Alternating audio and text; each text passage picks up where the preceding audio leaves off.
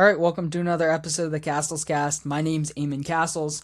Joining me today is going to be Noah Rubin to break down this exciting rookie class before wrapping up with some draft talk. And then after that, I'm going to answer your guys' questions. But without any further ado, let's just get into my conversation with Noah.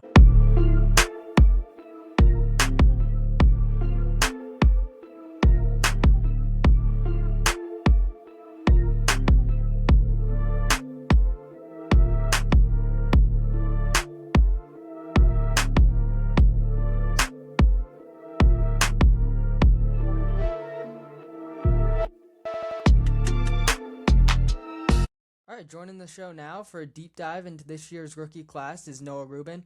But first things first, how you doing today? I am doing well. Thank you for having me back on. I think that it's been a while, but I think I've been on here before to talk some hoops and yeah, it's been an awesome season, been a lot of fun. We just had Bam score 83 points, which is I think I saw other people tweet it too, but I was texting friends. I was like, if I were to make a list preseason of like who's gonna break Kobe Bryant's 81 points this season, he wouldn't have been top 50. He may I don't even know if he'd been top 75. Like, cause I don't know, I saw other people tweeting these names. I'm like, yeah, I agree with it. Like, I would have seen Cam Thomas or Anthony Simons do it just off sheer volume before Bam Adebayo. So that was a lot of fun. Yeah, that was absolutely insane and definitely like the most shocking thing I've seen in a while, maybe ever, honestly. Like you said, if you're building a list of guys, I don't think he cracks that top 50, and that's not a shot against him. He's a great all-around player, but he's just not that like clear bucket getter type, like you said. I mean, there's so many different microwave scorers around the league. I would have expected maybe one of them to do it if it was like a surprise player, but I mean, wow. Incredible performance from him, and I also just couldn't believe that Wizards defense. That was something else to watch. Yeah, I mean, to me, I'm like, if a team's going to be tanking, I'm not saying the Wizards have been the worst about it, but they've been limiting the minutes of their starters when they play. It's like the team's going to be playing that bad and trying to lose, basically. Let's run up the score and break a bunch of records. Let's kind of embarrass the team a little bit so they're like, okay, is this worth it? And if it's still worth it to them, then sure, go get your pick. But it's like take advantage of the teams that are trying to lose. Let's go score 80 points in a game. That's fun. Yeah, absolutely. I mean, I guess I wasn't surprised, but I was a little disappointed just based off some of the reaction that people were like upset that he tried to run it up, and it's like, I mean, guys, there's no ethical way to score 80 points. At some point, you're just gonna be feeding guys shots, and obviously that's what we saw. But it was a lot of fun, and it was a really cool part of history to witness, and something that like dating back to almost like 20 years ago with Kobe. I was a little kid, so I didn't get to see that. It was really cool to see something like that, and it was just so unexpected. But that's why the NBA is the best. I agree entirely. Another thing that's been absolutely insane to watch this season has been the rookie class. So we're going to do a deep dive into the class, talk about some standout rookies before wrapping up with a little bit of draft talk. Because guess what? Next year's class is also going to be crazy. I think we have to start off with Cooper Flagg because he was obviously the number one overall pick. He's competing in this rookie of the year race. It's a lot closer than people envisioned. But yeah, what have been your main takeaways with Cooper's season so far? That he's every bit as good as we expected him to be. It started off a touch slow, like he had a couple moments, games early on. Really picked it up late January, early February. Then obviously missed the big stretch of games and has been like, a little slower since returning. But it's a very unique situation for him, and I think we'll get into talking about that as we talk about the rookie of the year race. But like he is the focal point of the offense. He is the star of the team. Like with like they have other really good players in the team, but none of them have the star power or are seen as the priority scorer the way that Cooper Flagg is. So he's had that responsibility, and he still had some really big games against some really good teams. If we look back to that late January, early February stretch where he had 49 points against Charlotte, then 34 and 12 in Houston, and then 36, 9 and 6 against the Celtics, and then 32 against the Spurs while shooting over 50% from the floor in all those games. Those are four really, really good defensive teams. And it's like, oh, okay, this dude's a superstar. Now, he's had his moments that have been good, he's had moments that have been okay, but he's clearly, to me, like rookie of the year race aside, like he's the best player in the class. That wasn't surprising.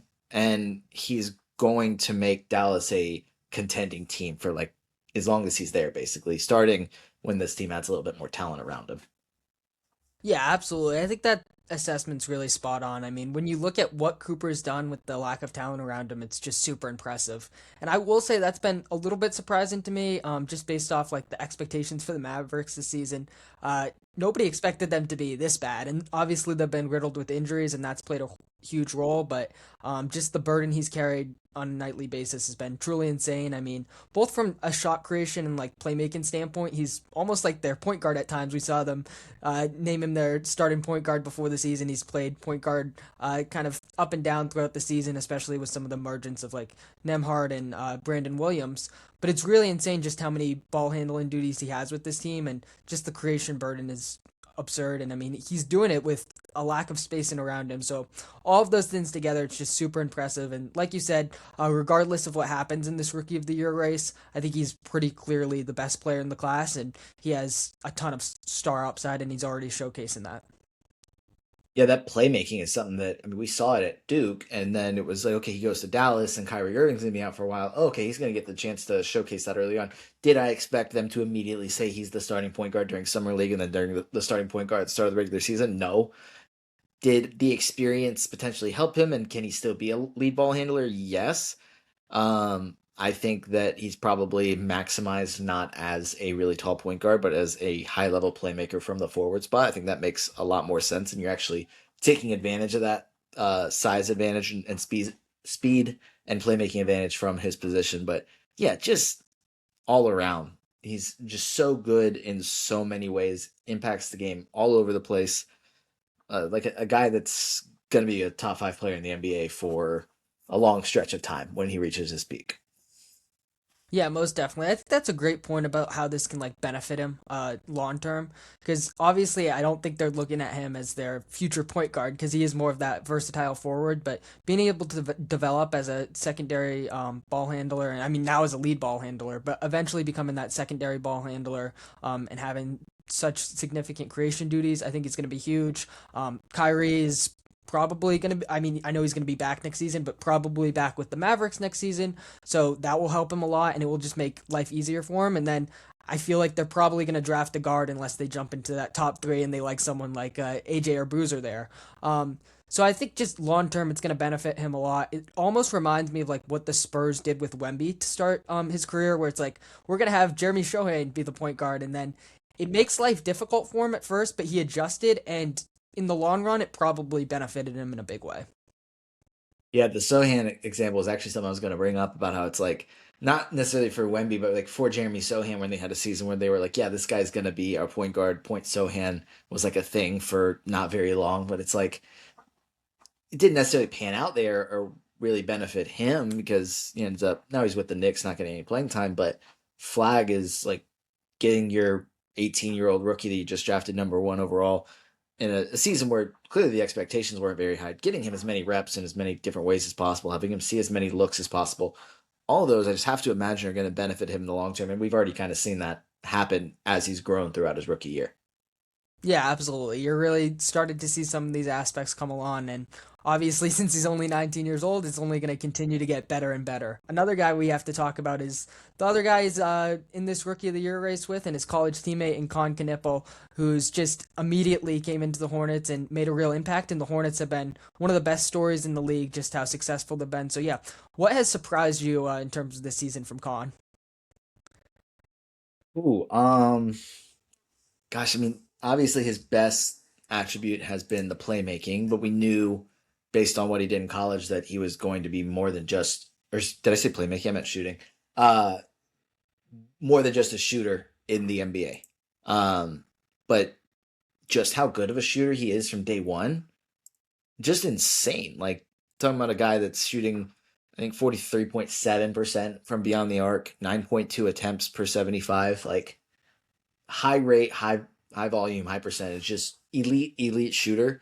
I think at the point he was at 55 games played when he broke the rookie 3 point record over Keegan Murray, who had played 80 games that season. So it's like those type of numbers that you usually see from Steph Curry, where it's like, yeah, this guy is breaking this 3 point record and he's doing it in like half the time, which not half the time, but like significantly less time than anyone else. Like when it was like, oh, Steph Curry's breaking 3 point records and he's played like 900 games, everyone else has played 1800 or whatever it is.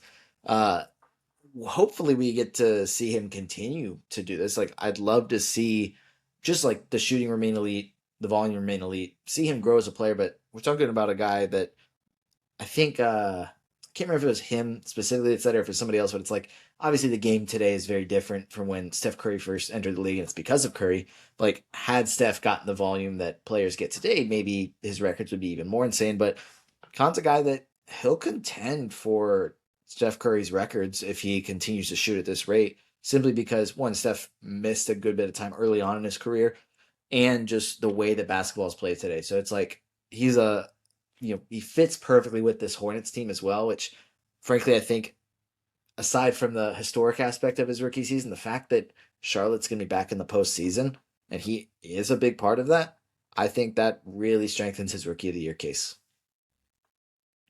Yeah, absolutely. I think I'm just surprised by how immediate everything has been, like you said. I mean, I thought this would be the type of player he would look like in like 2, 3 years down the road. And generally, he was viewed as like a safer prospect, which makes a lot of sense given the Mm-hmm. shooting. But I didn't quite know what his upside would be. And now I'm looking at him as like a future multi-time all NBA guy, future maybe even superstar based off this rookie season. And that's been really surprising. And then, like you said, just how good of a shooter he is insane. I like the point about potentially chasing that Curry record, which, I mean, in some ways looks unbreakable, but when you look at the volume and just how consistent he's been, who knows? And, if he plays 20 years in the league, I think that's something we could see get broken, which is insane. And already, I think he's probably the second or maybe like at worst the third best shooter in the entire league behind Curry. And that's totally crazy to think about from a rookie. And yeah, I mean, just how much he's uplifted the Hornets with his shooting and then secondary creation and playmaking has been massive. The Hornets are probably one of the best stories in the entire NBA,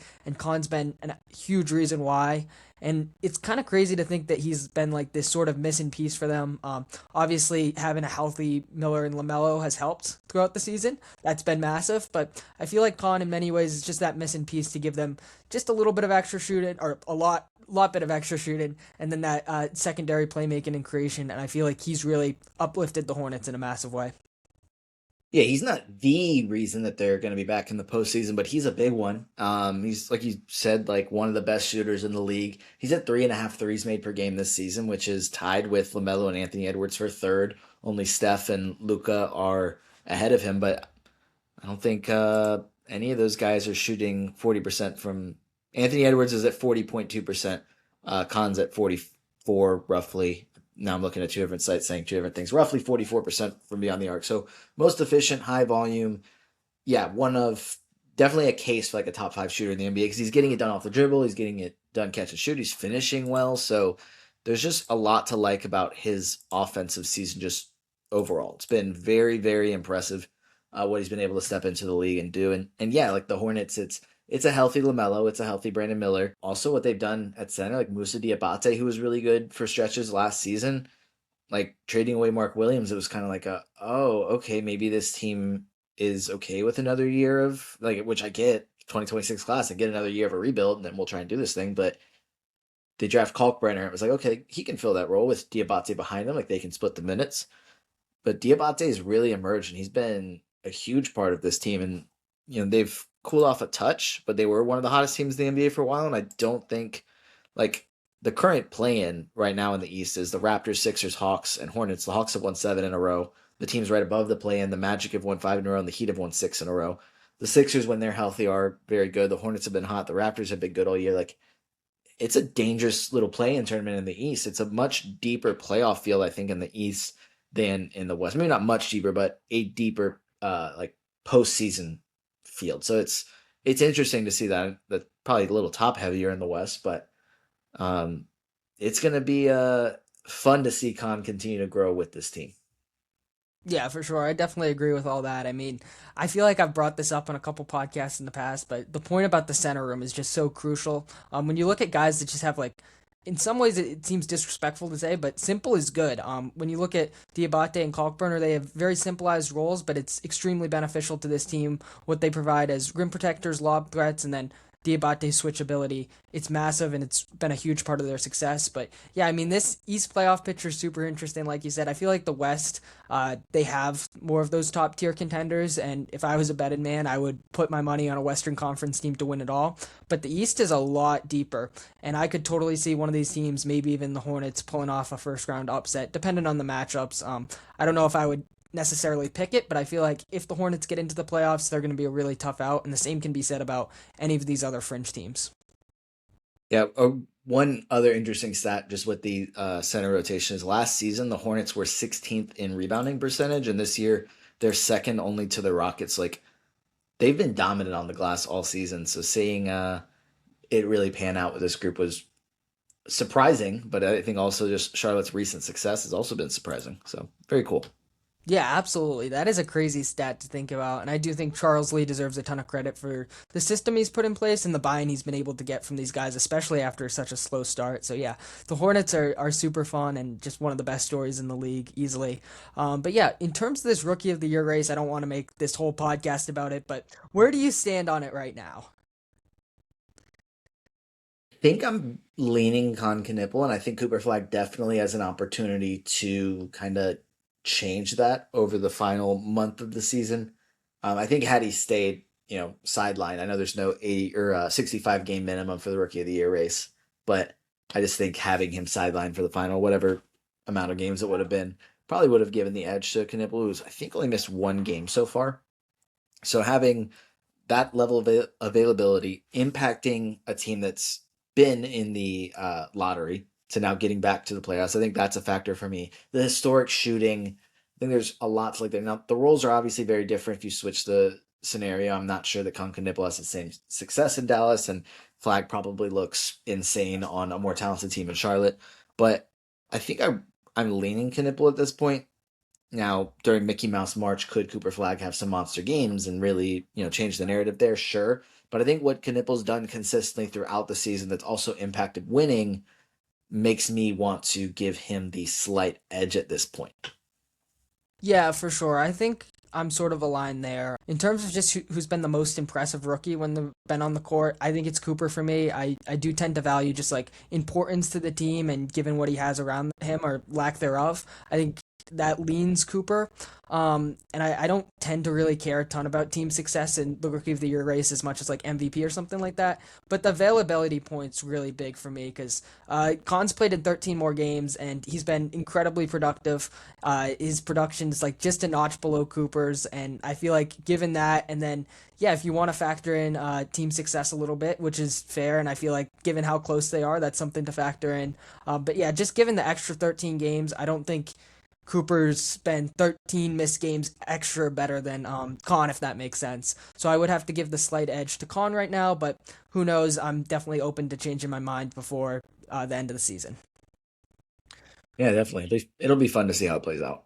Yeah, for sure. This is definitely one of the more exciting Rookie of the Year races I can remember. Maybe like the 2021 one with Scotty Barnes and Cade was a good one. Going back to like 2017 with Donovan Mitchell and Ben Simmons. But this has been super exciting, and I think another guy who would have a chance to win Rookie of the Year in a normal year, especially like look back to last year, but is definitely competing for that third spot now is VJ Edgecombe of the Philadelphia 76ers. So, what have been your takeaways with VJ so far this season? He's been awesome on both ends of the floor. He's made a big impact defensively, and he's been able to slot right in as a starter for a team that's hasn't been healthy enough to do it to this point, but like a team that's trying to contend in the East. So for him to step in as a starter, make an impact on both ends of the floor, had some really really good shooting games, which I thought was exciting as well. Didn't necessarily expect him to be quite this level of a shooter in the NBA. I mean, just looking back to college, he was at 1.6 threes per game, shot 34% on college threes, 78.2% from the line. So we knew he was an athlete. We knew he could get steals and make an impact on defense. But the shooting, I think, has been a very pleasant surprise. Something that he obviously did basically when he stepped in the door, like first game, 34 points and 5 threes. So it's not like it's gradually improved over the year. It's been there pretty consistently this season. And now it's actually going to be a really fun stretch for him coming up because Tyrese Maxey is going to be sidelined for think at this point, like another 2.5 weeks. Joel Embiid, who knows? Kelly Oubre is set to miss some time. Paul George is obviously still suspended. So like this is gonna be like the campaign and VJ Edgecombe show for the next couple of weeks. Uh, don't really know if anybody had that penciled in as something to watch for, but should be a lot of fun, especially if campaign continues to just, not miss shots. But it'll be an interesting stretch for VJ Edgecombe because, like, not that he's going to make a push for rookie of the year, and I'd say he's pretty much locked in as a first team all rookie guy, but I'm very curious to see how he looks as the focal point of an offense or one of the focal points of an offense um, over the next few weeks. Yeah, absolutely. I definitely agree. I mean, just the shot making and the degree of difficulty on some of his shots has been insane. And then the shooting has been surprising, even though he's not like a Kon Knueppel who's shooting No. 40% plus. But just being able to hit it at like a decent clip and on decent volume has really impressed me, especially like you said, looking at him back at Baylor, that wasn't a big part of his game. And honestly, I was definitely high on VJ coming into the draft, but I expected him to be more of that like guy who gets out in transition and is just a crazy athlete. He'll have some great finishing in the half court, but not this impactful, especially on a Sixers team that's been very competitive throughout the season. Obviously, now they're fighting for playoff positioning with some of the injuries, but beginning of the season they were like a top 4 or 5 seed pretty consistently, and VJ was a huge part of that. And going back to his first game against the Celtics, that game is just still burned into my memory almost 6 months later. Because he came in and he immediately looked like an elite NBA scorer. It looked like honestly watching Anthony Edwards. It looked like watching a guy who's been around for 5 or 6 years, not someone who's literally playing in his first NBA game ever. So yeah, just super impressive. And then, like you said, the two-way impact's been really massive. The Sixers, they got a real bright future there with him and Maxey, because Maxey's still pretty young as well. And it is crazy that it's going to be the campaign and VJ show for the time being, especially just looking back at their deadline. I don't want to harp on it, but just thinking, man, it could have been the McCain and VJ show. That might have been more ideal, especially as they're fighting for playoff positioning. But that's neither here nor there. I'm just, yeah, overall super impressed with his all around impact, and especially on this Sixers team who's been pretty competitive. Yeah. I mean, campaign was playing, I forgot where, but he's playing overseas at this time last month. And then he just went and had like the best offensive game of his career. So it's just wild. Yeah, it's very crazy how these things work out in the NBA, especially around this time, the Mickey Mouse March, like you said. There's always some surprises and some faces you might not have expected to be back in the league, like Campaign. But yeah, it will be interesting to watch these next few weeks for VJ, and who knows, maybe he can rise to the occasion and keep the Sixers afloat. I certainly think he'll have some big nights, but there could be some ups and downs just having the entire defensive game plan focusing on you. I think we can talk about another guy who's impacting winning, and obviously being on the Spurs helps, but Dylan Harper has been just a huge part of one of the best teams in the NBA, and obviously he was the consensus number 2 overall pick, but I feel like in some ways, just because of how insane these other 3 rookies are, he's gone a little under the radar. But yeah, what have been your takeaways from Harper's season? He's been very good. And I think it's gone under the radar because he's not starting and putting up huge, huge numbers the way some of these other rookies are, like the other, frankly, the entire top five, like Cooper Flagg, obviously Knippel and VJ Edgecombe we've talked about. Ace Bailey, which I think we'll talk about him later. He's had some really big scoring games recently. Dylan Harper, his role is very different. Like aside from a nice most of November, really, he's been available and he's been playing a pretty consistent role off the bench. Hasn't even started once yet, which makes sense when you have De'Aaron Fox and Stephon Castle ahead of him. Um, but he's had some really good moments and some pretty solid games. Now there hasn't been anything super explosive, but high level passer, advanced stats, love him, and love what he's done so far. And I think one of the big things to me is he's been able to get to the rim at an incredibly high rate. Just using Data Baller's numbers here, 7.2 rim attempts per 75, which is 100th percentile for his position. Yeah, that's pretty good. I mean, just looking at the players who've taken more attempts at the rim per 75, every single one of them is a center except actually Marvin Bagley's played center and Johan Berenjay's played center. I don't know why they're listed as power forwards, and Giannis. So if those are your comparisons as far as getting to the rim, yeah, I think you can get to the rim okay. Uh, he's got things to work on. He hasn't been a great shooter, but a subpar shooter that can get to the rim like that and also pass at a high level, yeah, he's got a very, very bright future in this league. It's going to be very scary in San Antonio in a couple of years. Actually, I mean, it's already scary now. What am I saying? Yeah, absolutely. Those rim pressure stats are just totally insane. I don't think I was aware of that before. But yeah, his finishing really jumps off the screen, and that was something going back to the draft with him that was a real standout and a huge reason why he was the number two overall pick, obviously. But seeing him translate this quickly to the NBA, I think is impressive in that regard because I think a lot of times it can be a little bit slower for guards, especially when you look at him being on such a competitive team and having two established guards. I mean, Steph Castle's obviously in his second year, but considering what he did in his rookie year, he's pretty established. It could be a tricky adjustment for some of these guys. I mean, you even look at like the first few years of Scoot Henderson's career, and he was a hyped up prospect and all that. And it's been a tough adjustment period.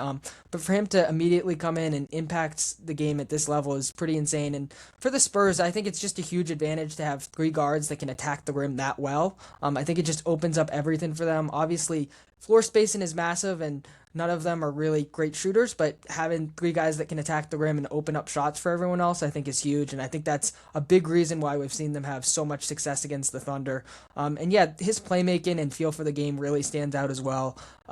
If he can ever get a jump shot, he's going to be legitimately one of the best guards in the league, and he might be that without a jump shot. Another thing that stood out to me with him has been the defense. Obviously, I knew he was a pretty good defender at Rutgers and stuff like that, but I didn't expect that part of his game to translate so quickly. Maybe this is a little hyperbolic, but I think he's already like one of the better perimeter defenders in the league, and obviously playing alongside Wemby helps, but I've been really impressed with that aspect of his game. I mean, watching the Spurs, a lot of times we see, okay, Dylan Harper go pick someone up full court, and he holds up pretty well. He guards difficult matchups, and I mean, having that size, instincts, his hands are really great. I think he's just a two-way superstar, and they have really the perfect core around Wemby. I'm thinking even back to Summer League when he made his Summer League debut, and it was him and Carter Bryant. Just I forgot exactly. Maybe that was against. I think he made his Summer League debut against Dallas. So Yeah. maybe that was even against. Yeah, so it was against Flagg. It's like those two just wreaking havoc on defense. It was like, oh wow, okay, we're adding this level of pressure on the perimeter, and then oh, you get by him, great. Wemby's back there. Like, yeah, that's why this team has been so insane this season. It's why they're going to be so good for such a long time. Obviously, Wemby is Wemby, but like you have to build around Wemby. Like this is not a league where you can just have one star. Like you have to have multiple stars and a team that fits around them. It's like Dylan Harper to me has the highest upside between him and Castle. Castle's been really good. I think he has a few more limitations, but it's like both of them have been so good that it's like you trade for De'Aaron Fox and all of a sudden it's like De'Aaron Fox is the best guard in the room right now. But if we're talking about like long term here, De'Aaron Fox looks like the most expendable, or like the one that could be the quickest out the door, which is just insane because of how talented De'Aaron Fox is. So, yeah, it just speaks volumes about how much of a home run hit that was for them to get the number two pick, which the lottery did definitely help out a couple teams that didn't necessarily need it last year. Yeah, most definitely. Even if the Spurs had like dropped to like 4 or 5, that would have been massive for them. But they get the number two pick, and um, we said this about Cooper. I still think Harper has the upside to be that second best player in the class, and I don't want to do like a whole redraft, obviously, but I don't think the Spurs should be regretting their pick at all, despite how great Kon's been. I think that's just more of a testament to Harper and the upside that he has. And just in general, I have a question for you. With these like three guard pairing that the Spurs have, do you think it could be a trend around the league for teams to just sort of build around maybe like a bigger wing or a center and just have as many elite level ball handlers as possible? I think we could. So it's just interesting that at the same time that's happening is we're also seeing some teams like we just talked about with the Hornets or looking at it with the Celtics. It's like just kind of like a group of players that do different things. I wonder if the trend would actually be like, okay, we have our stars at these certain positions. Now the Spurs are a little different because they have like 3 stars at the ball handler spot, but it's like we know Wemby's our guy. Let's look at where we're a little weaker and let's try and like fill that void. I don't really see any other team being able to replicate that level of talent in their guard room, but maybe it's like something like that where it's like, okay, the Hornets are strong in the perimeter, we're weak at center. Let's get a couple guys that do a couple different things. Same thing in Boston. Like they traded Porzingis and Horford. Now it's like, okay, we're needing to figure out something here. So we're gonna have this collective group of players that do different things and try and figure out that way. Could it be something like that where you're able to get a Spurs light version where you have, you're really talented center or like good depth at forward, and then maybe a trio of different ball handlers that are able to, I don't know, kind of do some different things. Like that could be something, but I think I don't even know if it's possible for it to be a trend just because of how freaking talented those three are. Like if any other team has that level of talent at the same position, like they're going to be doing okay. Yeah, no, that definitely makes sense. I mean, when you look at trading for Fox, and they didn't have to give up a ton because of just the situation that he was in. But at the same time, having the assets to pull off a trade for an all-star level point guard or already having one in house is challenging enough. And then being able to draft two guys that immediately come in and make an impact isn't super easy to replicate, and not many teams can do that. I do definitely agree, though. Like, I think we're gonna see teams just prioritize guys that are comfortable with the ball in their hands and can make plays for others, regardless of position. I feel like that's just gonna be a big theme around the league going forward. And just in general, like it's a copycat league. I mean, you look at the Celtics winning, and then the Knicks go out and trade from Kel Bridges because they need more win defense. And then in some ways, you look at the Thunder winning, and obviously, like the lottery luck and stuff helps, but the Spurs are well positioned with their guards to sort of beat that defense because they don't really turn the ball over a lot, and they have so many guys that can create for themselves and get into the paint to sort of negate that Thunder defense. So I feel like, if the Spurs go out and win, I feel like we're going to see teams try to uh, negate their advantage by just having more ball handlers regardless of position. 100%. Like, yeah, it's teams are always trying to respond to whoever wins the championship. And frankly, we could even look at the Thunder as following a similar model of, okay, they have their star in SGA. They have, a really good center slash power forward and Chet Holmgren, a really good forward, and Jalen Williams. It's like at shooting guard, they have Lou Dort, Casey Wallace, Aaron Wiggins, Isaiah Joe. Now they have Jared McCain. It's like this just collection of players that do different things. So it's like depending on the matchup, they can just kind of roll with whoever to get more minutes or start. And obviously, it's a little bit more set the starting lineup this year, but it's just the versatility, the depth. I think that's frankly the trend that we saw with both the finals team last year is just how deep they were, how much depth they had, and how versatile they could be. So like that should be the trend that we see replicated. That's more realistic, I think. Yeah, no, absolutely. Those two things are just more and more prevalent every single season. I think we just Hmm. don't see teams that are top heavy anymore, and it makes a lot of sense. Just the way the game's trending. A guy that really does fit into this idea of versatility, in my opinion, would be Cedric Coward, who had an insane start with the Memphis Grizzlies, has cooled off a bit, but still been very productive throughout the season. What have you made of Coward's season? Yeah, it was a lot of unknown entering this season, just off the fact that he played 6 games in his last season. It was for Washington State. And then the year before that, it was Eastern Washington. So it's like we saw what he did against his level of competition, but it was, it's sometimes a little bit difficult to gauge, versus he was transferring to Duke and just thinking about him on this Duke team is insane. He's a really, really strong piece for them to build with. Like, I don't know if he's a build around type of player, but I was, when you sent me the list, I was like watching some more of him, and it's just like, I know what he can do defensively, insane wingspan, can shoot the ball, but like also just like moves really well. I think the finishing stats haven't been great, but I mean not bad. Like 70.3% at the rim is strong. It's not elite, but it's strong. So I'm excited to see what this team can build. Like I don't know exactly what that looks like. I mean, there's talk about it being Zach Edey as the star, and I don't know that even like I'm not as big of a believer in him as a talent, but also he's shown me a lot with when he's been on the floor, so I'm like a little bit more convinced in that aspect. But he's also 7'4", has a foot issue, and he's a bigger guy. So it's like I a little bit hesitant to build around him. But Cedric Coward is a very very strong piece to build with. They're going to add another lottery pick this year. Like Memphis should be able to. It'll take a couple of years, but rebuild pretty well. And they've already got some strong pieces. Got to see what they do with John Morant, but like, yeah, very impressed with what we've seen from Cedric Coward this year. Just fits the modern NBA really well. I think as a guy that's a versatile defender, can operate with the ball in his hands, can obviously shoot, can get to the rim. Like, there's a lot to like with him, but I think it maybe has gone under the radar a little bit just because of how good this class is, and now the Grizzlies are tanking, so we'll probably not see too many big games from him as the season comes to a close because they pull their starters and don't play them as many minutes. So Yeah, most definitely. Coward was one of the more interesting prospects to me, just because he had this like meteoric rise heading into the draft, and like you said, he was kind of a mystery box because he played 6 games at Washington State, and then before that, he was at a really small school in Eastern Washington. But it struck me as like a really cool story, and obviously he was a lottery pick, so I wanted to dive into the film there.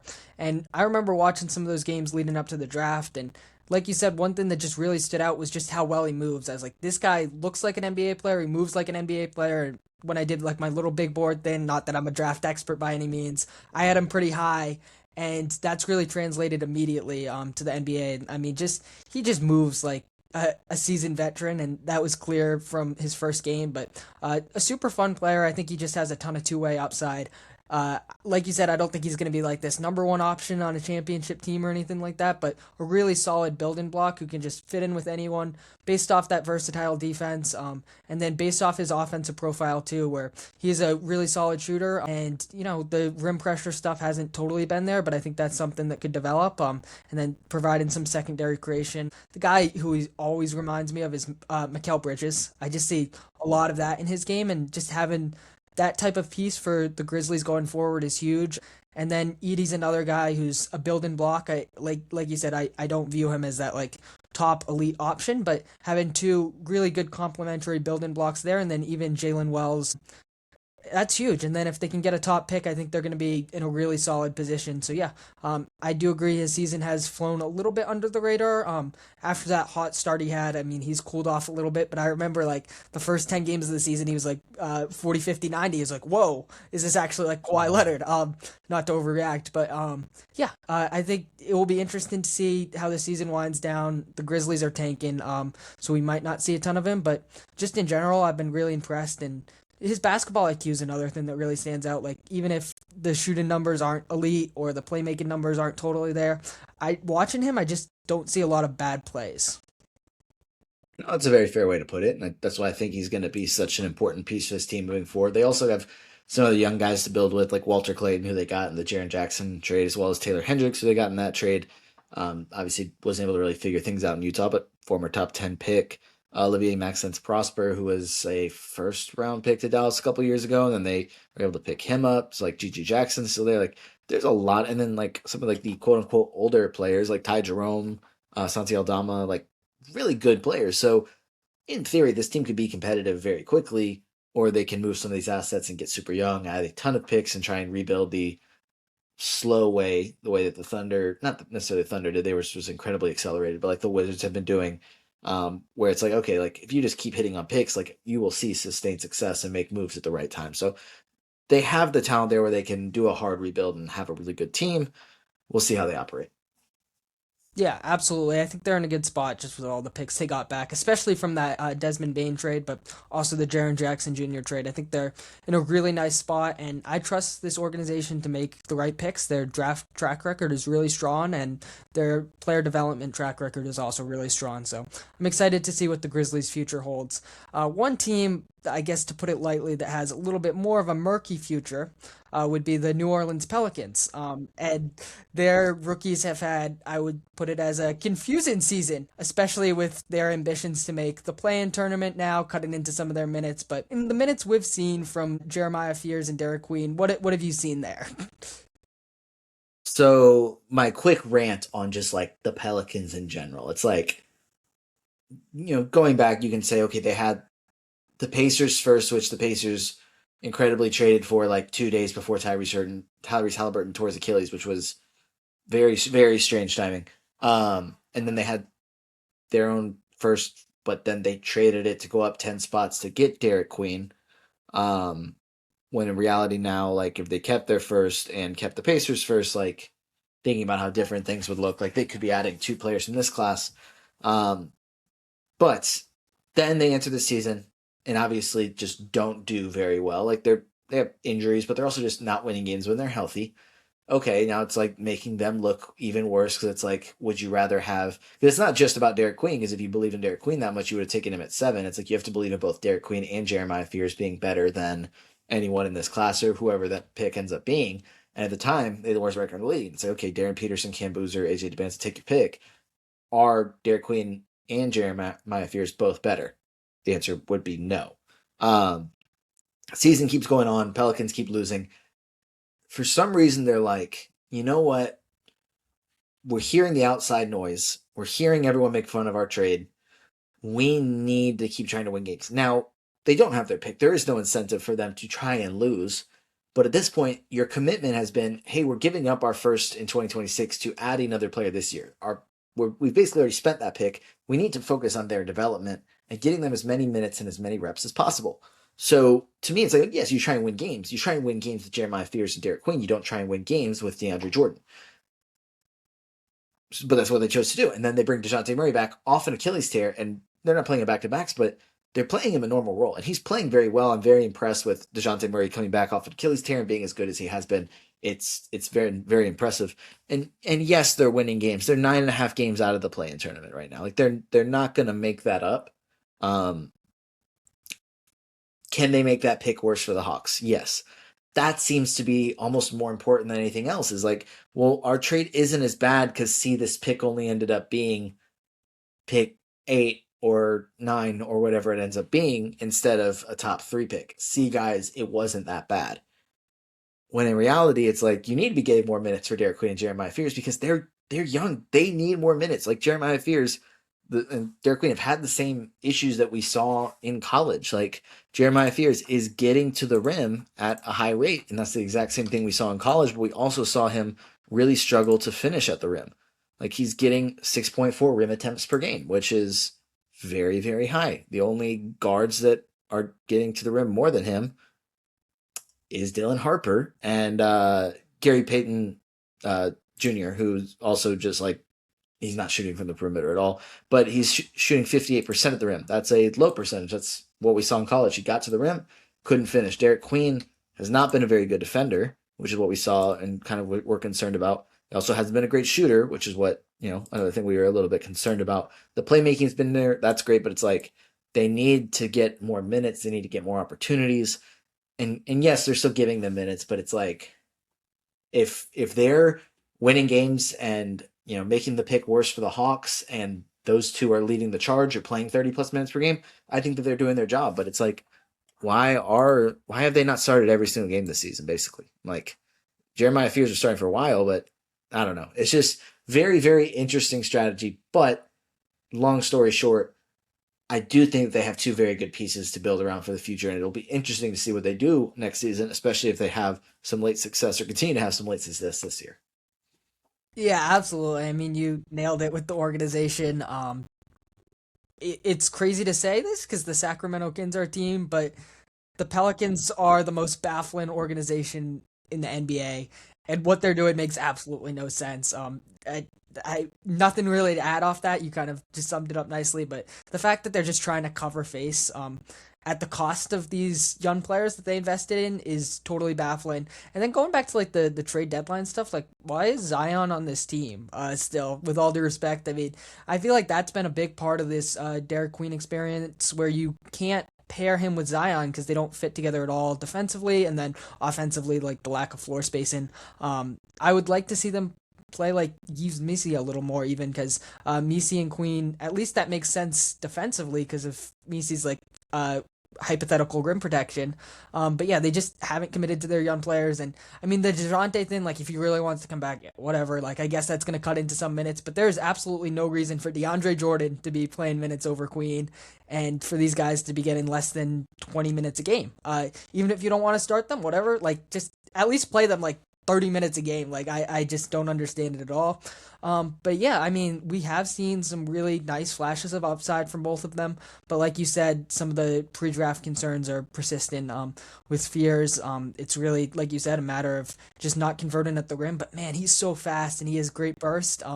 if he can ever sort of put it together, I think he could be a really special player. But he needs to work on that efficiency. He needs to work on some of the outside shooting, the defense, and he needs time to do that. And then likewise with Queen, I think Queen is one of the players I was a lot higher on than most people in the draft. Just the offensive profile was so intriguing, and we've seen a lot of that. Just how he can create at his size, his feel for the game is really fantastic. The playmaking is also fantastic. But he needs to develop on defense, and you're just not going to get that if you're just sitting on the bench and watching your team. And it's discouraging because we saw that with Willie Green. Willie Green was barely playing him at all. Then they move on from Willie Green, and then they promote James Borrego. James Borrego unleashes him for a bit, and then once Zion returns, it's back to not playing much. Oh, DeAndre Jordan, you're going to play above him. So yeah, I hope that next year, once this like wonky pick situation works out, that the Pelicans can just fully commit to like a rebuild and building around these two guys. Yeah, I think they need reps. And like Jeremiah Fears was one of my favorite prospects from this past class. Was a little higher on him. I think I had him 4 or 5, that range. Was very excited about the upside because he was also he's still no, he's 19 now, but he was 18 coming into the league. So it's like you like his craftiness, his quickness. It's like those type of things. Okay, he's got things to work on, like the finishing, like the shooting. But there's a lot to really, really like here, and we just need to see him get more reps and work through it. And I don't think that both of those guys are just totally screwed because they're getting you know 20-ish minutes per game instead of 30-ish minutes per game. But I think it would be important for them to get those reps. But like I still think long term, like very, very excited to see what both of them can become. Yeah, absolutely. And I do think at least like on the bright side, that duo basketball wise does make a lot of sense together in my opinion. It almost gives me like these it's not like a perfect one for one comparison, but like it gives me like flashbacks of that Sabonis Fox duo where it's like you get this high post playmaking guy and then you have a guy with insane burst who can attack the rim at an elite level and that I mean, obviously, it didn't work out long term for the Kings, but that led to one of the best offensive ratings in league history. So, I mean, that's at least a positive. But yeah, any more comments about the Pelicans before we move on to Trey Johnson and Ace Bailey? No, I probably don't need to make any more comments about the Pelicans. I already had my super long rant. I need to be tamed. Understandable for sure. So yeah, so kind of lumping Trey Johnson and Ace Bailey into a similar bucket. They're not exactly the same type of player, but they're in similar situations where they've showed a lot of flashes, especially as a scorer, and they're doing it on teams that are just trying to be as bad as possible. So yeah, what have you seen from these two guys, and what are you looking for in terms of areas of growth going forward? Yeah, I think that, like you said, a lot of flashes. Both of them are exciting scorers, perimeter oriented players. I think is more fair to say for Trey Johnson maybe than Ace Bailey, but both can shoot it from the perimeter for sure. Um, Excited to see what Trey Johnson can continue to look like with Trey Young there to facilitate for him because it's one thing to be operating with Bob Carrington at point guard or with CJ McCollum at point guard versus Trey Young, who, despite his flaws, is a think pretty safe to say top 10 playmaker. I would say pretty easily top 5 playmaker in the NBA, and you can make an argument that he's even better than that. So just, we've already kind of seen it at times getting Trey Johnson some better looks, and I think that he fits in really well there. On the offensive end, I do have questions about a Trey Young, Trey Johnson backcourt in starting next season. I think just doesn't make a ton of sense with Trey Young's defensive limitations, but I think Trey Johnson has a ton of upside as a scorer and a perimeter player in the NBA. I'm excited to see what else he can do, but we know that for sure. And then Ace Bailey, interested to see how he looks the next month because Trey Johnson's had his minutes somewhat limited, but Ace Bailey's been on the other end of that with everyone else has had their minutes limited or their games limited. But Ace Bailey, it's like kind of like, okay, like let's see what you can do. And he's had some really, really good games. He against Washington had career high 32 points and 7 threes. Last game against the Knicks had 21 points, played 36 minutes. Like he's going to continue to be a focal point on offense. So more excited to see what Ace Bailey can do down the stretch as kind of the guy. And I know Utah's hope is that they get a high enough pick that Ace Bailey will basically never be the guy because they want a top 3 pick in this class. Um, but yeah, that's a team that can be very competitive next season if if they finally have some injury luck on their side. Yeah, absolutely. I think you summed it up nicely there. With Trey Johnson, I think the biggest thing that stood out is obviously the shooting, and we knew that coming into the draft. He was an elite movement shooter, and that's translated immediately. But yeah, like you said, my question is sort of, can we see a little bit more of everything else? Maybe that's just developing more as a finisher, defender, playmaker, whatever the case may be. He's a rookie, so I'm not going to say he can't, but going forward, I'm just looking forward to seeing if he's anything more than like a really great movement shooter. Not that that can't be a valuable player, but I'd just like to see a little bit more from his all around game. Maybe we can see that for the rest of the season, but I also agree that playing next to Trae Young will benefit him immensely just with his playmaking.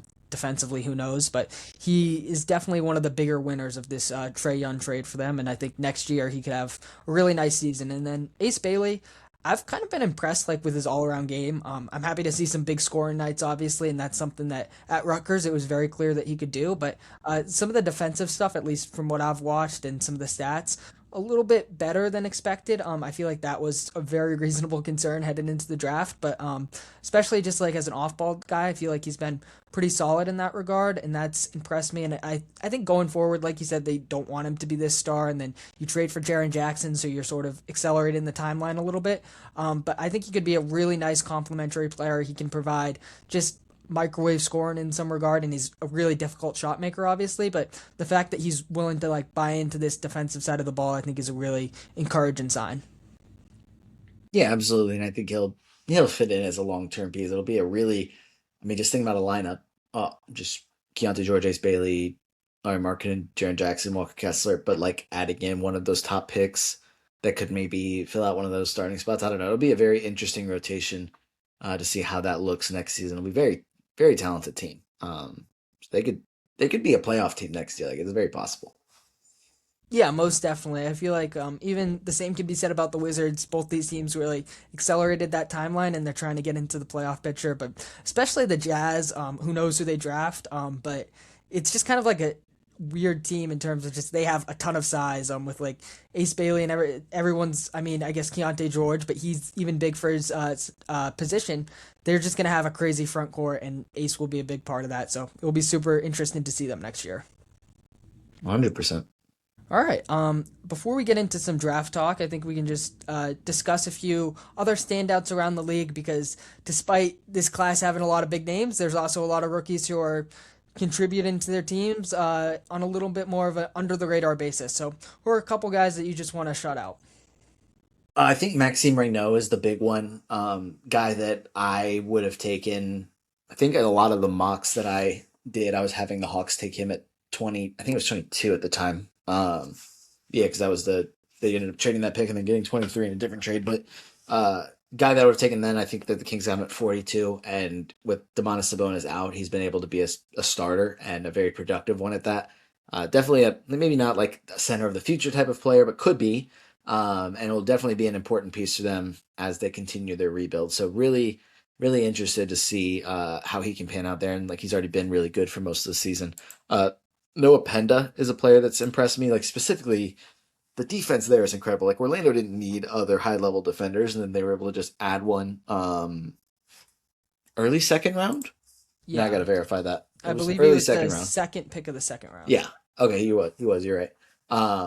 Upside in other areas has had some nice scoring games. Had a couple of like games where he hit multiple threes, which was exciting. But it's the defense here that's really, really intriguing, and some decent playmaking there as well. Just a really nice upside piece of like a defensive oriented forward that also can play make. And it's like they already have so many big playmaking forwards, but they somehow added another one. And then the other player, more so just kind of like a watch list type of guy who's already had some nice games, is Will Riley. Like Washington has really limited the minutes of basically every rotation piece, but that's opened up minutes for Will Riley really since December, but even more so over the past month or two. And he's had some really, really good games. Like I don't know how he fits into their future plans, but he's still young, just turned 20. Was more of a project pick to me, but he's already showcased a lot of talent. So just another nice piece for Washington moving forward. Yeah, absolutely. I think those are three great ones. With Gray No, I feel like he's been one of the rare bright spots in this Sacramento season, and like you said, who knows if he's the center of the future? But super intriguing skill set. With some of that drop coverage, rim protection, as well as the floor spacing. And he's just a super unique player to watch. So he's been a ton of fun. Penda just fits in perfectly with that Orlando culture of defense and versatility. I've loved watching him in small flashes. And then Will Riley, I feel like, is definitely a guy to watch, especially for this rest of the season as Washington fully brings out the tanks. And yeah, I mean, he has a ton of upside, and I think we could see him have some big games to close the season. And definitely a guy to watch going forward. A couple guys I'll shout out quickly. I'll start with Hugo Gonzalez, partly because if my Celtics friends heard that I didn't, they would remove me from the fan base, but also partly because he's been awesome for one of the better teams in basketball this season.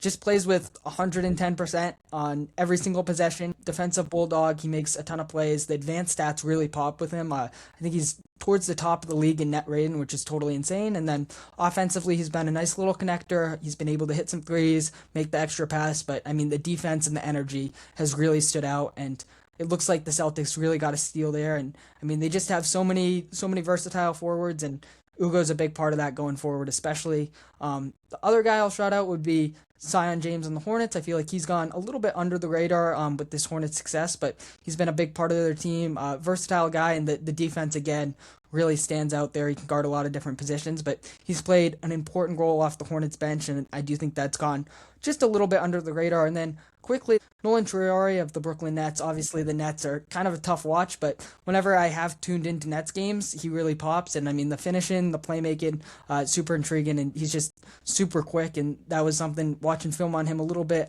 leading up to the draft that really stood out. And I would say of the Nets rookies, he's probably been the one who I've been most impressed with. Yeah, both Gonzalez and James have been really good. Not like they don't like scream big time performance, but like really stand out when you watch them and are able to do a lot of different things that impact winning, which is really nice for two teams that are trying to win. And then Traore, yeah, the speed is incredible. He's a high level playmaker. Like they drafted 3 point guards and another big playmaker in Danny Wolf, and Traore is. I mean, yeah, with Jaeger Diemel's out for the year now, but Traore has been like kind of the primary ball handler a good bit, especially over the past month or two. Yeah, be very interested to see how he develops. I think Brooklyn still has a long way to go, but he could be a nice piece to them moving forward. Yeah, most definitely. I'm happy we could discuss some of those under the radar guys because so many guys in this draft class deserve their flowers, and there's been so many good contributors. Whether it's for teams that are fully rebuilding or on winning teams, these draft day steals. So it's been a ton of fun. But I think we gotta quickly go ahead and talk about the this 2026 draft class, which is maybe the best draft class, or it's projected to be at least of my lifetime. And this number one pick race has been like nothing I've ever seen. So between Cam Boozer, AJ DeBonsta, and Darren Peterson, has there been one of those three guys that has really stood out to you? So early on, I was definitely like team Darren Peterson, and I think that's kind of regulated a little bit. Like I don't know, it genuinely to me is like a true top three of players that could be number one in many other years because like Urbanza may not be the analytics darling that Boozer is or even Darren Peterson is, but like he's an elite scorer. Like he just had a 40 point game the other night. Like and every quote with him is also really good. Like talking about I think it was he didn't win Big 12 Player of the Year and he's like, well, we got to win more for me. It's like things that you want to see from a franchise player. It's like that's not like oh I'm gonna take him over the other two because he has good quotes, but like it's stuff you want to see it. And I think it's I don't know. It's just a very impressive top three. I'm almost like I'm really up in the air between Boozer and Peterson for my number one pick right now. And basically, whoever gets the top pick, it's going to be, which you don't draft for fit. Like you just draft the best player available. But who I would say fits better is actually probably who I would take at one. And by fit, it's like where's your best player? Like what position are they? But yeah, it'll be interesting to see how some of these guys look in the tournament. Like, what does Darren Peterson look like in the tournament? Like, what does his role look like? We see a lot of perimeter-oriented players struggle with their outside shot in the tournament. Could we see Darren Peterson have those same struggles? Could we see him have success? And it's almost like, oh my gosh, this guy's doing it in the tournament now, and it's like just the high level shot making. So like Yeah, I mean, it genuinely is such an impressive class, and if you're not tanking, like, what are you doing? Like at this point, like I know that the NBA is handing out fines. I know that they're trying to discourage it, but like you got to do what you have to do to try and get one of those guys on your team. Yeah, absolutely. I definitely agree. It comes down to team fit, which in general you don't really want to do if you're one of these rebuilding teams, but the margins are just so thin between these guys, and you really can't go wrong with any of them. I'm not gonna do my whole spiel. I did it last week, but I have Boozer as my number one. I think it's a very slight margin though. I just think ultimately he's just so well rounded, and the offensive profile really pops. His feel for the game is outstanding. But you look at like any of these top three guys, and throughout the year, I've been like, whoa, AJ is doing this, and he has all this upside as this like potential two-way win, and the shot making at his size is insane. How can he not be the number one pick? And then going back to like some of the games Peterson's had, especially that BYU game earlier in the season, it's like, whoa, he's doing this, and he has the profile of like this elite like two guard. I mean, in the same vein as like an Anthony Edwards, it's like, wow, this guy should be potentially the number one pick. You just really, it's hard to pick, and you really can't go wrong with any of them. So it's definitely going to be exciting to see who wins the lottery, and from there who ultimately gets this number one pick. Because, like I said, you can't go wrong, and I feel like all three of these guys, it's hard to say that they're not going to be super successful at the next level. I feel like we're looking at three perennial All NBA guys. Yeah, I agree. They're gonna change three franchises this summer, which is really cool. Absolutely, yeah. I hope we get some new franchises up there in the lottery because I just like to see some fresh blood in there. I mean, maybe like a Memphis or Brooklyn. I think it would be super interesting. But outside of those top three guys, I do think it's worth noting that this is probably the best guard class, at least of recent memory, for me.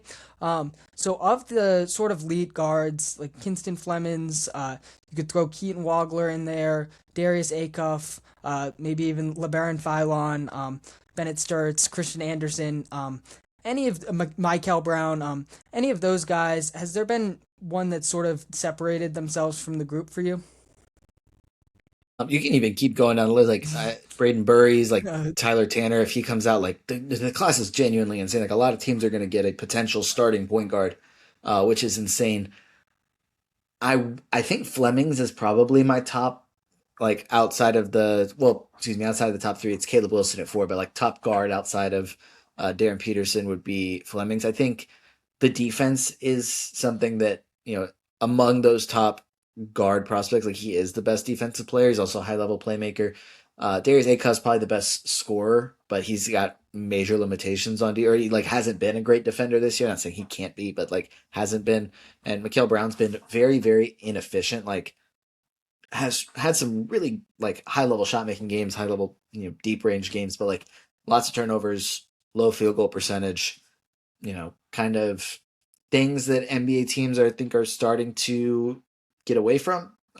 We just saw what a guy like Trey Young was just traded for. CJ McCollum and Corey Kispert. Like Mikael Brown is bigger than Trey Young, but he's not a great defender and is inefficient. So, like there will be a lot of things to like about him, but wouldn't shock me if NBA teams shy away from him a little bit. Wagler's also like high level prospect. Philon's a guy that I really liked last year.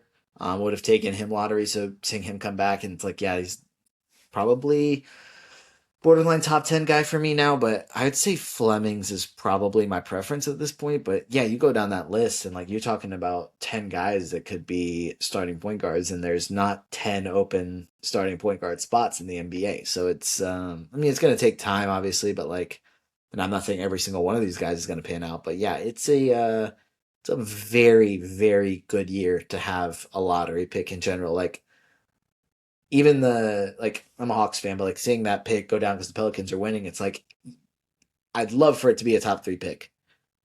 Any of these guys in the top 10 like are going to be big difference makers. So it's a very, very exciting class. Yeah, absolutely. And I feel like while there aren't necessarily 10 teams that need a starting point guard, there's a lot of lottery teams that need that starting point guard. Mm-hmm. You look at your Hawks, I think that's a prime Oh example yeah. to fill that Trey Young void. And I feel like you can get a little bit of a different element with some of these guys. So I think that's super intriguing. The Bucks, Mavericks. I mean, you can sort of go down the list. A lot of these a lot of these lottery teams need a point guard. Flemings, I think that's definitely valid. He's probably just like my favorite like player in this class to watch with his burst, and he just doesn't make mistakes. And I love watching Houston in general. I think they're just a super fun team. For me, I've moved Acuff just slightly above him. And I think it's just the upside factor for me. I think Flemings is going to be like a really, really high level guard. I think he could be like a multi time all star type of guy. But I almost see him more in that like Drew Holiday vein as like a elite complementary guy. Pretty high ceiling. I Yeah. just think Acuff, he has that profile of like a complete offensive engine. And I do think the defensive concerns are definitely fair. Probably, definitely the worst defender of this group, even including guys like Brown and Phylon. So that's obviously a red flag. But at the same time, with the offensive profile he has as a true three level scorer, as a guy who can shoot off the catch, he's shooting damn near 50% on spot up threes, which is just totally insane. And then he's a really high level playmaker who just doesn't make a lot of mistakes there. I think that profile's more of that offensive engine, top 10 level superstar in the league. The guy who he reminds me a lot of is Jalen Brunson because he's not the biggest guy in the world, but he's just such an elite scorer and a really good processor with sort of a stockier frame despite not being super tall. Yeah, he's definitely got tremendous upside. And like I said, like among these top guards, it's probably between, depending on what you value, like him and Wagler is the best offensive players. Like there are some advanced stats that would suggest it leans Wagler, but Acuff is obviously an offensive machine. And he's not he's very efficient, like 43.7% college threes, but 43.7%, 49.3% from the floor. Like and gets assists. Like there's a lot to like about Acuff. And frankly, part of the reason that I'm probably a touch lower on Acuff and a touch lower on Mikal Brown is the fact that my point guard was Trae Young, and it's like an incredible offensive player, like at his peak, top five offensive player. But it's like the defensive limitations were always there. So like I'm wanting my team to draft a player that is a high level defender, and seeing a guy like Kingston Flemings in a backcourt with Dyson Daniels and Akil Alexander Walker, like that's something where I'm like, oh my gosh, that could be so much fun. But like I said, every single one of these guys is going to be very good. It's just what limitations are you okay with having on your team? Yeah, for sure. I think in some ways it's sort of similar to the conversation with the top three picks, where it's going to be team dependent. Maybe a team like the Bucks or the Mavericks would value that defense a little bit less. Whereas with the Hawks, I do think that makes sense, especially going through that Trae Young experience. And yeah, just in general, I do think it is fair to be concerned with non-defensive minded guards. We see it every year in the playoffs.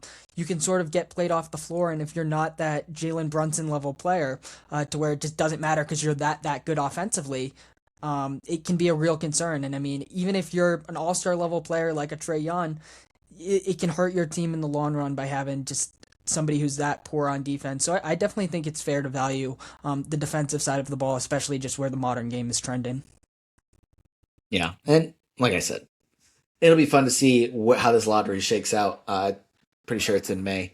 Just so then we'll have like a month and a half. Of like okay, like this is who's gonna be picking where. Now let's see exactly who fits in best where, and it'll be a fun month and a half of debates. Yeah, absolutely. And I mean, I feel like this is the official start of draft season, so to speak, with March Madness coming up. But it's only going to get more exciting. And yeah, any other sort of closing thoughts on the draft? Maybe an underrated guy you want to shout out, or someone you're keeping your eye on as we approach March Madness? I think I'm really, ooh, gosh, there's a lot of fun names. Um, I'll just say, just in general, the Michigan guys. Very interested to see how they look like. Yaxel Lindeberg, Daymara, and Morez Johnson, who the no ceilings mock that I was looking at this morning, their latest mock had them going all like 11, 13, 16. So it's like I haven't seen some of them quite as high in other mocks, but I'm interested to see if how high they'll all go. And that's a team that should go far in the tournament, have a chance to win it. So very interested to see how they look and how that could impact their potential draft stock. Yeah, I think that's a great one because they have three guys that I think are all going to go in the first round, assuming especially Yeah. that Johnson stays in. But the defense is just totally insane, and that's going to be a team to watch in March for sure. But yeah, unless you have any other closing thoughts, I think we can wrap it up here. Yeah, sounds good for me. Thanks again for having me on. Yeah, absolutely. Before we officially close out the show, though, I just want to give you a chance to plug your work and tell our listeners where they can find you at. Yeah, you can follow me on Twitter at Noah Rubin 22. Hasn't been quite as much content from me recently, but when I do make it, I usually am pretty decent about posting it. But typically, my podcast on Dynasty Fantasy Basketball, it's been kind of an off season. Hasn't really happened. Haven't had too many episodes recently, but hoping to pick back up now with March Madness approaching and with the off season approaching. That's a great time for Dynasty Fantasy Basketball. But all my work right now is on the Roto World site, so NBA Sports Fantasy Basketball section. So it's weekly column and a lot of player news blurbs. But that's pretty much my content right now. So Yeah, absolutely. I appreciate you hopping on the show, and we'll have to do it again sometime. absolutely, thank you so much again. We're going to close the show out by answering your guys' questions. All right, starting over at Twitter, we got a question from my boy Logan. He wants to know, who are your top two picks to win the East? This is a great question, and quite frankly, this is something I've changed my mind on a lot. So if you asked me yesterday, I might have a totally different answer, but for right now, I'm gonna go with the Celtics and Knicks as my two favorites to come out of the East. It like I said, this is something that's super fluid and it could change any day. But right now, those are the two teams I feel best about. When you look at the Celtics, how much success they had without Jason Tatum, and the fact that he's looked really good upon his return is just such an encouraging sign for me. And maybe it's my Celtics bias a little bit, but I feel like they're one of the more complete teams in the entire NBA, regardless of conference. And you really can't pinpoint a specific flaw. And you look at their championship experience, you look at having two top 15, top 10-ish level guys in the league. It's hard for me to ignore this team, and I would probably have them as my favorite right now. And then with the Knicks, they were my pick to come out of the East before the season, and they've been super inconsistent. I'm not going to lie, but you look at the success they had against the Celtics last year in the playoffs, and the fact that they were able to make a conference finals run with a super similar team. I think that does bode well, especially you're looking at a potential second round matchup with the Celtics. I do feel like the Knicks match up with them pretty decently. You have Jalen Brunson, who's one of the better players in the conference, and you have a much deeper team than last year. I know it's been super erratic at points this season, but I still think the Knicks have like one of the higher ceilings in this conference. And I mean, you look at the Pistons and Cavs, I feel like those are obviously the two other teams that are competing to come out of the East. Pistons, for me, the biggest concern is that secondary creation and lack of 3-point shooting. And we've seen it in recent weeks where they're 5-5 in their last 10 games. It's already starting to bite them. And I think in a playoff setting, that could be a real disadvantage for them. Despite their success in the regular season, I don't feel comfortable picking them to come out of the East right now. I think they deserve to be the favorites because they've been the best team in the East all regular season long. But in the playoffs, I think some of their flaws can really get exposed. And then the Cavs, I think there's a real case to be made. And if you want to pick them to come out of the East, I think that makes a lot of sense. Getting Harden with a little bit more size than Garland definitely benefits them. And I think, quite frankly, he's just better than Garland at this point. I think my biggest concern is that they don't have a real defensive stopper outside of Keon Ellis, who is coming off their bench. He's playing a super important role, obviously. But when you look at potentially matching up with a team like the Celtics, who's going to guard one of the Jays? If you look at potentially matching up with the Knicks, who's going to guard Brunson? Are you going to be okay with having Keon Ellis as that only primary stopper? I think that's going to be a real problem for them. And then even looking at a potential matchup with the Cavs, while I do like what their rim protection can provide there, I do have concerns about who's going to be the primary on-ball stopper on Cade. So I feel like that's my real hiccup with them. But yeah, any of these four teams could come out of the East, and I wouldn't be surprised at all. I feel like it's wide open this year. All right, moving on to some questions from Instagram. First up from my boy Bruce. He wants to know who is the next player to drop 50 in the month of March, and then a very similar question from my guy Ryan Druin, who wants to know who is your pick for the next player to drop 75 plus, and he noted that his pick is Luka, of course. I think Luka's an awesome pick, and that is probably the right answer. I'm going to sort of lump these questions together because they're so similar, but I will have different answers. I think first starting off with Bruce's question of the next player to score 50, I feel like Shea is due for a 50-point game this season. He had a couple last year, and I mean, he's probably the best all-around scorer in the league right now, and he's been playing insane lately. Obviously, he had that huge game against the Nuggets this week, so just all the momentum that he's had and just the insane season he's having, I'd be kind of surprised if he didn't drop 50 at some point this season. So I'd pick Shea there. I feel like that's a relatively safe pick. If we're looking for a little bit of an under the radar pick and someone who could benefit from this quote unquote Mickey Mouse March, I'm going to go with my boy Ty Jerome on the Grizzlies. We talked about the Grizzlies earlier with Noah. They are in the midst of a massive tank, and Ty Jerome has quietly been balling. He's averaging like 20 plus points since returning from injury. Not necessarily the guy you'd think of to drop 50, obviously, but looking for a surprise guy, I could see it being him. I mean, you look at like Malachi Flynn a few years ago, dropped 50 points in March. I could see that level of performance, and I think Jerome's a lot better than Flynn was. So, yeah, I'm going to go with Ty Jerome as my under-the-radar pick there. In terms of players that could drop 75 points, we talked about it with Noah, but, I mean, nobody would have ever expected Bam Adebayo. So it's almost like it could be anyone at this point in some ways, even though I don't think we're going to see that for a while. Despite seeing it this year, I don't think it's going to be all of a sudden a trend where we see a bunch of guys dropping 75-plus points. I just think it was sort of the perfect storm for Bam in many ways. I mean, you look at Tyler Hero and Norman Powell being out and going up against the Wizards, obviously. It really laid the foundation for him to have such a big night. And obviously, the shot making in the first half was insane. His ability to get to the line. By the way, they were legit fouls, guys. So, I mean, you can't get mad at it. The Wizards just had absolutely no way to defend him. I think it all really created this perfect storm for Bam.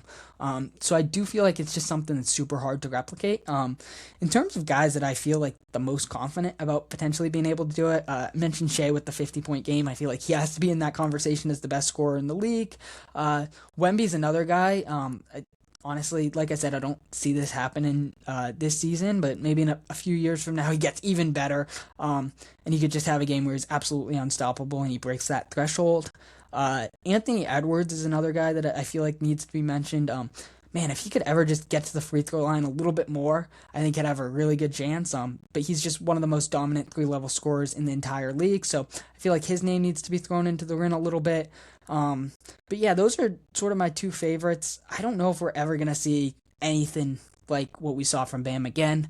And quite frankly, I don't know if I want to, where it's a fringe all-star player reaches that 80-point threshold. I just thought it was such a special moment for Bam. Obviously, it's the second most points in a single game.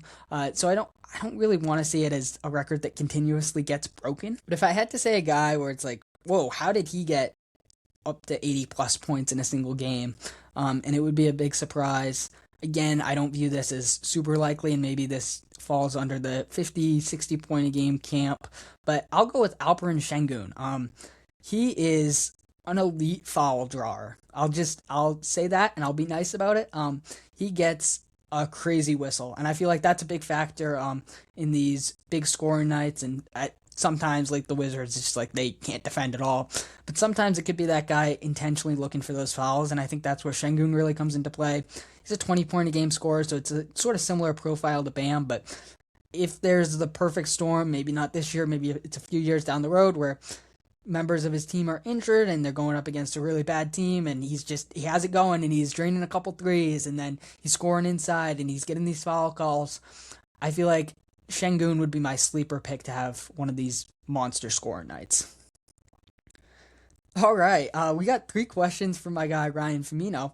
Obviously, if you're a big listener to the show, you know Ryan Drew and always be submitting those questions, and he kills it with that. But I have another good friend named Ryan who came through with some banger questions today. First, starting off with thoughts on Ime Udoka. Just in general. I think this is a great one. Ime, obviously, I have some fond memories from his time with the Celtics, his 1-year tenure, where the Celtics made that crazy 2022 finals run. I will say, just in general, I think maybe this is more of just a this year thing. Ime, I think, became a little bit overrated. I think when you look at the Rockets, they've been a little bit inconsistent this season, and the offense has been kind of clunky at times, and part of that is just the lack of floor spacing, but I think a big part of that is also Ime's lack of creativity as an offensive mind. Not that he's a bad coach by any means, but I don't think he's a top 5 level coach like a lot of people would say, and by the way, Joe Mazzulla is a lot better than Ime Udoka, and I don't think you can really argue it at that point. So yeah, in general, really good coach. Obviously, it was unfortunate how his Celtics tenure came to a finish a few years ago, but we're happy to have Joe, for sure. Yeah, good coach, not an elite great coach like a lot of people think. Next question from Ryan is, hypothetically, if Brown wins Finals MVP, where does he rank in the current league tier list? And he throws out top five potentially. I think this is a really tough one, honestly. I'm a massive Jaylen Brown fan. If you listen to the podcast all the time, you would know that. Despite this Tatum jersey behind me, Brown is my favorite Celtic, and that's not a shot at Tatum. I just really love Jaylen Brown, and I love his game. This season that he's having is incredible. I think he should make first team All NBA. I don't know if he will. I feel like he's sort of on the fringe with a few guys. And then, man, the top five is just so hard to crack. You look at Jokic, Shea, Luka, Giannis, Wemby. I feel like those guys right now, and then Anthony Edwards is in that conversation as well. One of those guys isn't a top five player, and it sort of depends on who you ask. I might lean Luka, quite frankly. Maybe it's Ant. But yeah, I feel like that's a really high bar to clear. I'm not saying that it's impossible. I just think that's a really high bar to clear, and for him to get into that group, I think he would have to have an absurd finals run where he's averaging like 35 points a game or something like that, and he's totally putting the team on his back, which I'm not going to say is impossible. But yeah, I think the more likely scenario, if Brown hypothetically wins this finals MVP for the second time in his career, he would be viewed as more so of that consensus top 10 level player. And yeah, I feel like just in general, though, it's great to see that Brown's been getting his respect this season for an amazing season. But yeah, it would be a super interesting litmus test to see, because Brown, he's been sort of a fringe All-NBA guy throughout his career, and he's been a fantastic co-star with Tatum. And, you know, if he wins another Finals MVP, how would that change how we view him? I think that would be fascinating to see. And obviously, as a Celtics fan, I would be delighted for the Celtics to get another championship. But ultimately, I think him moving up into that clear top 10 range is a little bit more likely in the event that that happens. Last one from our guy, Ryan Firmino. He wants to know, big picture, is Wemby a wuss? And I'm going to assume that he's talking about Wemby crying after the Clippers game last week, after the Spurs pulled off that crazy victory. They came back from down 20 plus, so it was a big win for them, and they've been absolutely insane since the turn of the calendar, and really all year, quite frankly. And after the game, Wemby said he was just exhausted, and it was such a battle. So honestly, I do have a tough time with this question, because on one hand, I feel like if damn near any other player did this, everyone would be making fun of them. I mean, think about if Karl Anthony Towns, for instance, cried after a regular season game. The entire NBA world, NBA Twitter, they would all be roasting him. But since it's Wemby, everyone's like, oh, Wemby, cool, emotions. It's great that he cares so much about these games. And there's that side of things. And yeah, honestly, like, crying after a regular season game where you played 22 minutes, and I know he played like 39 minutes the night before against Detroit, and it was a big win for them. It's a little bit over the top. But big picture here, we're talking big picture Firmino.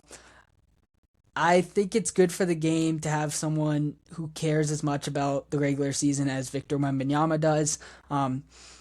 Should he have been a little bit more criticized for this? Maybe. Would any other player have been? Definitely. But big picture-wise, we want to talk big picture. I think it's good for the game to have one of the league's brightest young stars care so much about every single game. I mean, you even look at the All-Star game. He came out with that mentality that he was going to give it 110%, and I feel like big picture, that makes him not a wuss. But I understand the counter-argument. That's going to wrap it up for this week's episode of the Cassels Cast. Next week, we're going to be doing something a little bit different with March Madness rolling around. We're going to have my guy, Roundball Renaissance, hop on and break down the entire bracket, but we're going to have that come out earlier in the week, just to give you guys a full March Madness preview. But regardless, I appreciate you guys tuning into this entire episode of the Cassels Cast, and I'll catch you guys on the next episode.